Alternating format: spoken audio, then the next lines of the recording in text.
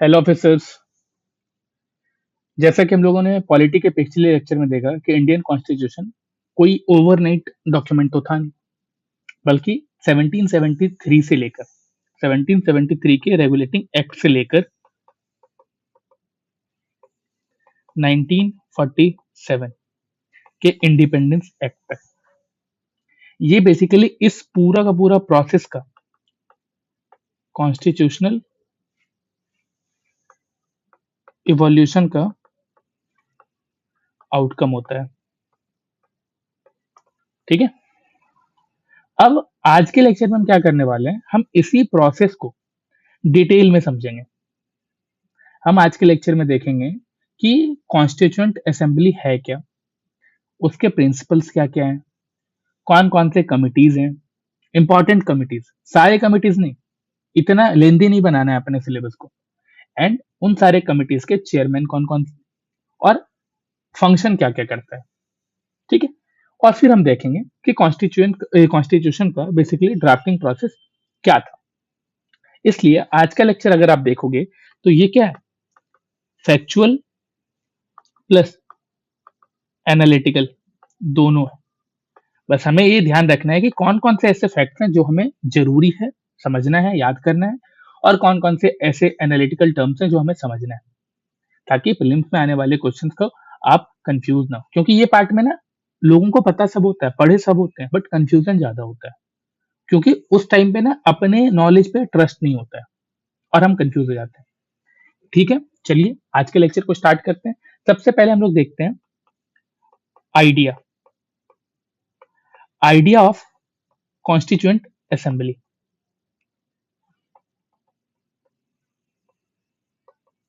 कि ये आइडिया आता कहां से है। ठीक है, देखोगे लोग बोलते हैं कि कैबिनेट मिशन प्लान जो आया था उसके कारण से ये होता है, कॉन्स्टिट्यूएंट असेंबली बनाई जाती है। बट हम इसको थोड़ा पीछे जाके देखते हैं। इस आइडिया को सबसे पहले 1934 में एम एन रॉय ने प्रपोज किया था। ठीक है, लेकिन उस टाइम पे ये अडॉप्ट नहीं किया गया था। लेकिन क्या होता है कि जब 1946 में कैबिनेट मिशन प्लान आता है, उस टाइम पे क्या होता है, इस आइडिया को ऑफिशियली एक्सेप्ट कर लिया जाता है। और इसी आइडिया पे कैबिनेट मिशन प्लान क्या करता है, रिकमेंड करता है कि इंडिया का जो कॉन्स्टिट्यूशन है वो एक कॉन्स्टिट्यूएंट असेंबली बनाएगी, और उस असेंबली में जो लोग होंगे वो रिप्रेजेंटेटिव होंगे।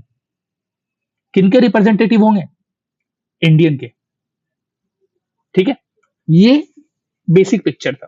ठीक है, यहां तक कोई भी कंफ्यूजन नहीं होना चाहिए आप लोगों को। अब देखो बात कहां से आती है, बात आती है कि यहाँ पे यूपीएससी ट्रैप कैसे बनाता है कि idea of constituent assembly was given by cabinet mission. लोग सोचते हैं हाँ ऐसा तो हो सकता है, ठीक है, कुछ हद तक सही भी लगता है, बट आपको यहाँ पे ये ध्यान होना चाहिए आइडिया क्या है। आइडिया एम एन रॉय ने दिया था 1934 में, इंप्लीमेंटेशन होता है कैबिनेट मिशन प्लान के बाद। ठीक है, चलिए सर, अब कॉन्स्टिट्यूएंट असेंबली के बारे में पता चल गया। आखिर ये कॉन्स्टिट्यूएंट असेंबली जो है इसके कंपोजिशन के बारे में बताओ आप थोड़ा। ठीक है, तो चलो हम लोग उसके बारे में बात करते हैं। ये जो कॉन्स्टिट्यूएंट असेंबली है, ये असेंबली बेसिकली बनता कैसे है, इसका कंपोजिशन क्या होता है, हम इस चीज को समझते हैं, क्योंकि यहाँ से एग्जैक्ट नंबर में क्वेश्चन कभी कभी आ जाते हैं। तो देखो, इसका जो टोटल स्ट्रेंथ था ये होता है 389 मेंबर्स। ठीक है, अभी इस 389 मेंबर्स को अगर हम ब्रेक करें तो हमें क्या पता चलेगा कि कैसे कैसे मेंबर्स यहाँ पे थे। आप देखोगे इसमें क्या है, 292 मेंबर्स ये आते हैं ब्रिटिश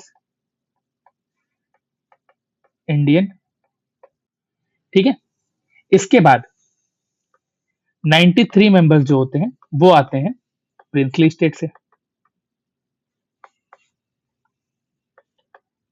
एंड जो 4 मेंबर होते हैं ये होते हैं बेसिकली चीफ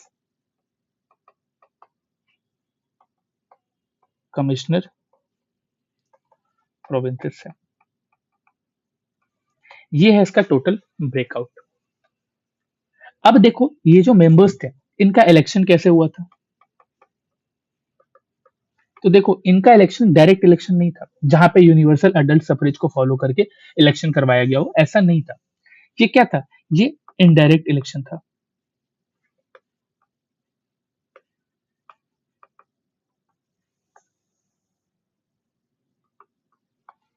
और ये जो इनडायरेक्ट इलेक्शन है, ये इनडायरेक्ट इलेक्शन जो हुआ था, वो प्रोविंशियल लेजिस्लेटिव असेंबली के थ्रू हुआ था। ठीक है, किसके थ्रू हुआ था? Provincial legislative assembly. ठीक है, और यहाँ पे जो वोटिंग सिस्टम था, ये वोटिंग सिस्टम कैसा था? ये voting system basically proportional representation method था। Proportional representation method. ठीक है, और यहाँ पे क्या था? यहाँ पे लोगों के पास सिंगल ट्रांसफरेबल वोट था। ठीक है, और ये भी हर किसी को नहीं मिला था, इसीलिए हम लोग इसको डायरेक्ट इलेक्शन नहीं कहते हैं। कुछ लोगों को यहाँ पे जो बेसिस डिसाइड किए गए थे, किस बेसिस पे लोगों को वोटिंग का राइट मिलेगा, वो अलग था, आज के टाइम पे अलग है। तो अगर स्टेटमेंट यूपीएससी ऐसा बना दे कि constituent assembly was elected by universal adult suffrage, तो क्या ये स्टेटमेंट सही होगा या गलत होगा? डिसाइड करो आप। ठीक है, अभी देखो इसके बाद क्या होता है कि यहाँ पे मीटिंग और ऑफिसेस क्या क्या होते हैं। ठीक है, तो हम लोग चलो इसके बारे में भी बात करते हैं कि मीटिंग्स। ठीक है, एंड इसके साथ साथ कि ऑफिसेस क्या क्या थे। देखो सबसे पहले ये समझो, ये जो कॉन्स्टिट्यूएंट असेंबली था, इसका फर्स्ट मीटिंग होता है 9 दिसंबर 1946। और इस मीटिंग में क्या होता है ना कि इस मीटिंग के टेम्पररी प्रेसिडेंट बनते हैं डॉक्टर सच्चिदानंद सिन्हा। ठीक है, अभी देखो ये लोग कंफ्यूज हो जाते हैं टेम्पररी प्रेसिडेंट और ये। देखो ये जो मीटिंग होता है कॉन्स्टिट्यूएंट असेंबली का, बाद में क्या होता है इस मीटिंग में, डॉक्टर राजेंद्र प्रसाद,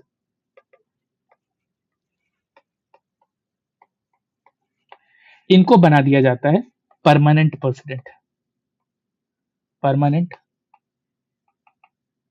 प्रेसिडेंट। ठीक है, और इसके साथ एक और आदमी होते हैं एचसी मुखर्जी, इनको बना दिया जाता है वाइस प्रेसिडेंट। किस चीज के? कॉन्स्टिट्यूएंट असेंबली के। ठीक है, और यहीं पे क्या है ना कि आपको ध्यान रखना है, ये कॉन्स्टिट्यूएंट असेंबली के बारे में बात हो रही है, ये ड्राफ्टिंग कमेटी के चेयरमैन के बारे में बात नहीं हो रही है, तो इससे कंफ्यूज मत होना, दोनों अलग अलग चीजें हैं। ये पूरा असेंबली का जो प्रेसिडेंट है उसका नाम है। ठीक है, अभी देखो क्या होता है ना कि इसी में क्या होते हैं कि बहुत सारी कमिटीज बनाई जाती है। ठीक है, इनमें से कुछ कमिटीज जो है हमारे लिए बहुत जरूरी है, हम उन सारी कमिटीज को देख लेते हैं। क्योंकि कमिटीज वाला टॉपिक जो है, यहाँ पे लोग ज्यादा कंफ्यूज होते हैं, ज्यादा भूल जाते हैं, क्योंकि यहाँ से ना मैच द फॉलोइंग वाला question, statement based question, chairman और कमिटी डाल दिया जाएगा, उसको मैच कर दिया जाएगा, तो इस तरह के क्वेश्चन बहुत आते हैं। ठीक है, स्टेट पीसीएस में भी, यूपीपीएससी में भी, यूपीएससी में भी, हर जगह पे इससे क्वेश्चन आते हैं। तो हम इस चीज को उसी तरह से समझते हैं, क्योंकि ये बहुत इंपॉर्टेंट टॉपिक है। अभी यहाँ क्या है, सबसे पहला कमिटी होता है drafting committee.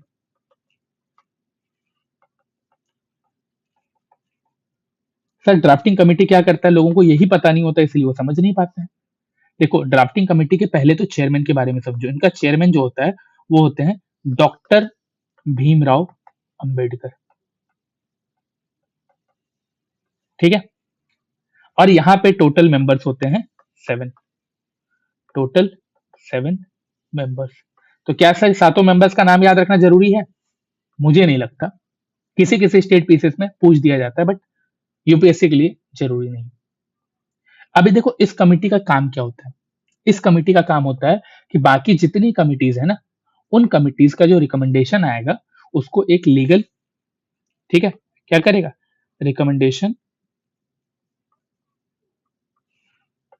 Of other committees, इनके रिकमेंडेशन को एक लीगल फ्रेमवर्क देगा, लीगल एंड कॉन्स्टिट्यूशनल कह लो, फ्रेमवर्क देने का काम कौन करेगा? Drafting committee. ठीक है, क्या कर रहा है? जो रिकमेंडेशन आ रहा है, इस रिकमेंडेशन को कॉन्स्टिट्यूशनल ड्राफ्ट में कन्वर्ट कर रहा है। कौन कर रहा है? Drafting committee. तो अगर कोई बोले कि ड्राफ्टिंग कमिटी ने कॉन्स्टिट्यूशन बनाया है, ड्राफ्टिंग कमिटी ने कॉन्स्टिट्यूशन को ड्राफ्ट किया है, ये सब स्टेटमेंट को समझना है आपको। ड्राफ्ट करने का मतलब है ड्राफ्टिंग कमिटी ने किया है, बनाने का मतलब, तो आप पढ़े लिखे इंसान हो, आप वहां पे बताओगे ना कि क्या होता है। ठीक है, ये तो यहां तक ठीक था। इसके बाद इससे ज्यादा नॉलेज नहीं चाहिए ड्राफ्टिंग कमेटी के बारे में। ठीक है, इसके बाद आता है यूनियन पावर कमेटी। सर ये यूनियन पावर कमेटी क्या है?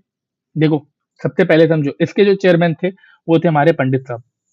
ठीक है, जवाहर लाल नेहरू जी, हमारे फर्स्ट प्राइम मिनिस्टर। देखो, ये जो यूनियन पावर कमेटी है ना, इसका नाम से ही समझो, यूनियन पावर। ये क्या कर रहा था? ये सेंटर का, ठीक है, सेंटर का basically legislative and executive, legislative and executive, इन दोनों पावर के बारे में डिसीजन ले रहा था। ठीक है, तो यूनियन पावर कमेटी क्या कर रहा था? सेंटर के लेजिस्लेटिव और एग्जीक्यूटिव पावर को डिसाइड कर रहा था। इसके बाद आता है एक और कमेटी, इसका नाम है यूनियन कॉन्स्टिट्यूशनल कमेटी। सर ये क्या करता है? देखो, यूनियन कॉन्स्टिट्यूशनल कमेटी जो है, इसके भी चेयरमैन थे जवाहरलाल नेहरू।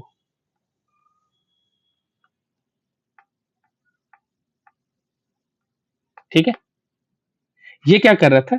ये बेसिकली यूनियन गवर्नमेंट का ओवरऑल स्ट्रक्चर कैसा होगा उसके बारे में डिसीजन ले रहा था। Overall structure of union government. ठीक है, फिर आते हैं एक और, ठीक है, इनका होता है नाम प्रोविंशियल कॉन्स्टिट्यूशन कमेटी। और ये जो कमेटी होती है ना, इस कमेटी के बारे में एक बात समझो, यहाँ पे लोग कंफ्यूज होते हैं, जवाहरलाल नेहरू थे या फिर सरदार भाई थे। ठीक है, कमिटीज में यहीं पे दिक्कत आता है। ड्राफ्टिंग कमेटी के बारे में सबको पता होता है कि इसके जो चेयरमैन थे वो डॉक्टर भीमराव अम्बेडकर थे, लेकिन जवाहरलाल नेहरू सरदार वल्लभ भाई पटेल में लोग कंफ्यूज होते हैं। तो देखो, यहाँ पे यूनियन से रिलेटेड जो चीजें हैं उसमें जवाहरलाल नेहरू का नाम दिख रहा है, एंड प्रोविंशियल कॉन्स्टिट्यूशनल कमेटी जो है, कॉन्स्टिट्यूशन कमेटी जो है, इसके जो चेयरमैन है वो कौन है? वो है सरदार वल्लभ भाई Patel, iron man of India. और ये क्या करते हैं? बेसिकली प्रोविंशियल कमेटी जो होती है, ये कमेटी स्टेट्स के कॉन्स्टिट्यूशनल फ्रेमवर्क को रेडी कर रहा होता है।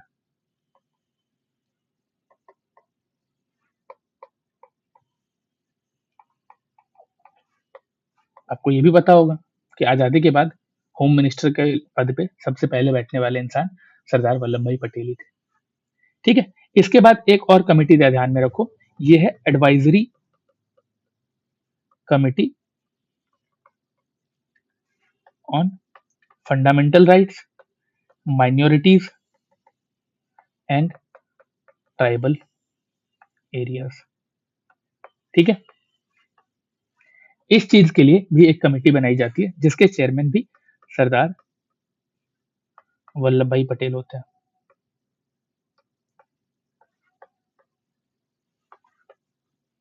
ठीक है, और इसका जो फंक्शन होता है, ये फंक्शन आप देखोगे नाम से ही पता चल रहा है, फंडामेंटल राइट,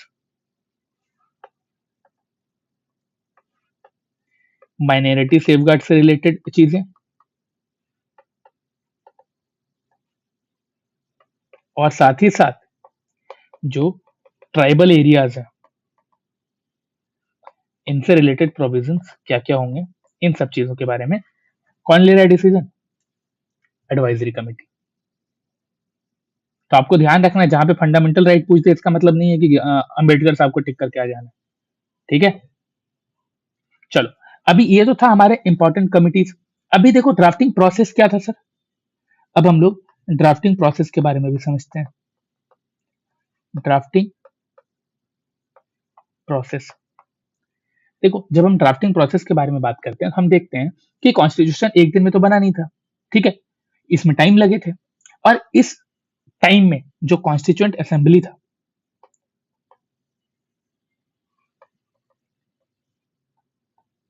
ये असेंबली टोटल 11 सेशन कंडक्ट करता है, ठीक है? और इन 11 सेशन में टोटल 165 डेज तक डिबेट्स चलती हैं।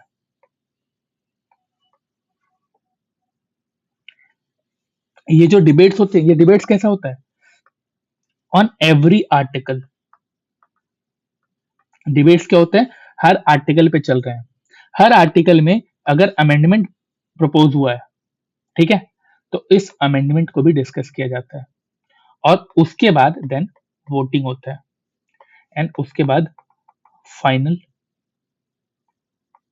डिसीजन लिया जाता था। सोच रहे हो कितना सोच समझ के हमारा कॉन्स्टिट्यूशन बनाया गया?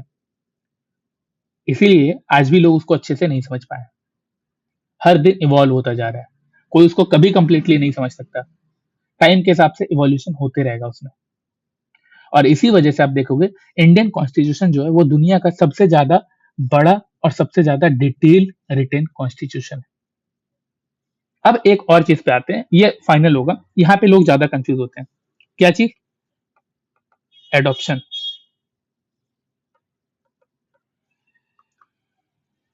Enactment and commencement. इन तीनों वर्ड में लोग कंफ्यूज होते हैं। इन तीनों वर्ड को समझो अच्छे से, यहाँ पे बहुत कंफ्यूजन होता है, गलत इंटरप्रेट कर लेते हैं, गलत टिक करके आ जाते हैं। हर चीज में एक डेट कॉमन है। क्या डेट कॉमन है? 26।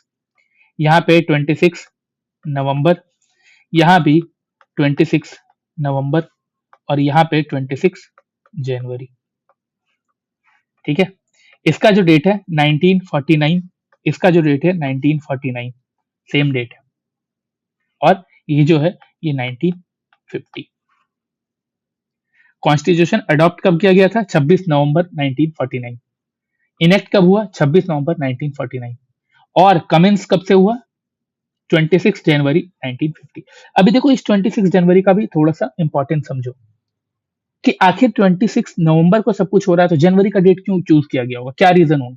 तो आपको ध्यान रखना है, ये जो 26 जनवरी का दिन था, 26 जनवरी 1930 के दिन मोतीलाल नेहरू जी ने, ठीक है, मोतीलाल नेहरू जी ने क्या किया था?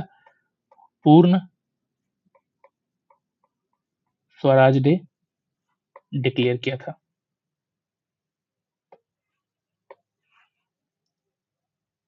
और यही रीजन है कि इस दिन को चुना गया किस चीज के लिए?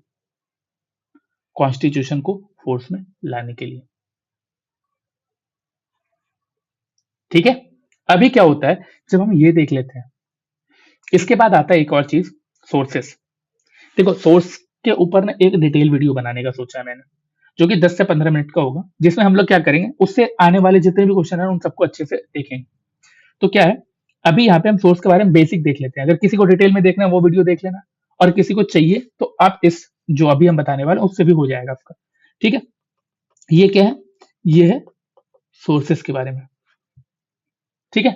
आखिर कॉन्स्टिट्यूशन के सोर्स क्या थे? बहुत लोग, बहुत सारे जो पॉलिटिशियंस हैं और बहुत सारे जो फिलोसफर्स हैं, वो लोग कहते हैं कि इंडियन कॉन्स्टिट्यूशन क्या है? एक बोरोड कॉन्स्टिट्यूशन है। वो क्या किया है कि अलग अलग कंट्रीज से फीचर्स को उठाकर अपने में डाल लिया, बट ऐसा नहीं होता है। इंडिया क्या करता है उस टाइम पे, जो डेमोक्रेटिक कंट्रीज होती है, ठीक है, जहां पे कॉन्स्टिट्यूशन चल रहा होता है, और जो डेमोक्रेटिक नहीं भी होती है, कॉन्स्टिट्यूशन चल रहा होता है, जैसे कि यूके, ठीक है, उन सब जगहों से जो उनके कॉन्स्टिट्यूशन में फीचर्स थे उन सारे फीचर्स को उठाता है और इंडिया की नीड के हिसाब से उसको मॉडिफाई करता है, देन उसको अडॉप्ट करता है। ठीक है? इसीलिए क्या होता है, बोरोइंग की बात आती है। तो चलो अगर बोरोइंग की बात आती है, तो मेजर बोरोइंग क्या है? ठीक है? सबसे पहला यूके। यूके से इंडिया बोरो करता है हमारा जो पार्लियामेंट्री फॉर्म है गवर्नमेंट का। ठीक है? Parliamentary form of government and इसके साथ-साथ एक बहुत इंपॉर्टेंट रूल ऑफ लॉ। ये 2 बड़े-बड़े फीचर्स हैं जो कि यूके से उठाए जाते हैं। इसके बाद आता है यूएसए का नाम। ठीक है? यूएसए से क्या उठाया जाता है? यूएसए से उठाया जाता है फंडामेंटल राइट। फंडामेंटल राइट्स और जुडिशियल रिव्यू। ठीक है? फिर आता है तीसरा, नाम है आयरलैंड। आयरलैंड से क्या उठाते हैं हम लोग? डीपीएसपी। फिर आता है कनाडा। कनाडा से क्या उठाते हैं हम लोग? हम लोग उठाते हैं फेडरेशन विथ स्ट्रॉन्ग सेंटर। और उसके बाद एक और नाम याद रखो, इसका नाम है ऑस्ट्रेलिया। ये सारे इंपॉर्टेंट है जिसको कि हमें ध्यान में रखना है। इसके अलावा भी है, जब आप बुक पढ़ोगे आपको दिखेगा। यहां से उठाया जाता है कंकरेंट लिस्ट। यहीं से यूपीएससी क्या करता है, पेयर मैचिंग वाला टाइप क्वेश्चन बना देगा। ठीक है? तो आपको यहाँ पे एक चीज समझ में आना चाहिए।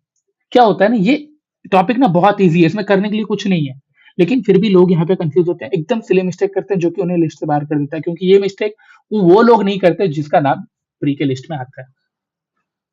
लोग चेयरमैन और प्रेसिडेंट इसमें कंफ्यूज हो जाते हैं, एडॉप्टेशन और कमेंसमेंट इसमें कंफ्यूज हो जाते हैं, दोनों के डेट को मिक्स कर देते हैं, direct election indirect election in दोनों को समझ नहीं पाते हैं, इसी कंफ्यूजन में उनका क्वेश्चन गलत हो जाता है। ठीक है? तो हमें यही गलती नहीं करनी है। हमें समझना है कि इंडियन कॉन्स्टिट्यूशन एक लीगल डॉक्यूमेंट से ज्यादा डिबेट का रिजल्ट है, डिस्कशन का रिजल्ट है, साथ ही साथ कंसेंसस और कॉम्प्रोमाइज का रिजल्ट है। इसलिए अगर आप इस कॉन्स्टिट्यूशन के प्रोसेस को समझ जाते हो, तो यहाँ से जो फैक्चुअल क्वेश्चन आते हैं वो आपके लिए इजी हो जाएंगे और आपके लिए इजीली 2 नंबर, 2 से 4 नंबर, एक दो क्वेश्चन भी आ गया, एक क्वेश्चन भी आ गया फिर भी 2 नंबर, 2 क्वेश्चन आ गए तो उससे ज्यादा आपका बन जाता है।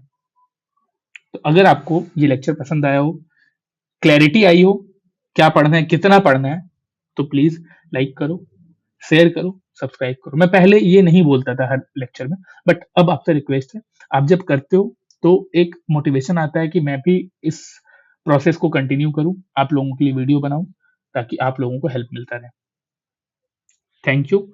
मैं उम्मीद करूंगा कि आप देख के जरूर लाइक करोगे और हो सके तो सब्सक्राइब करोगे।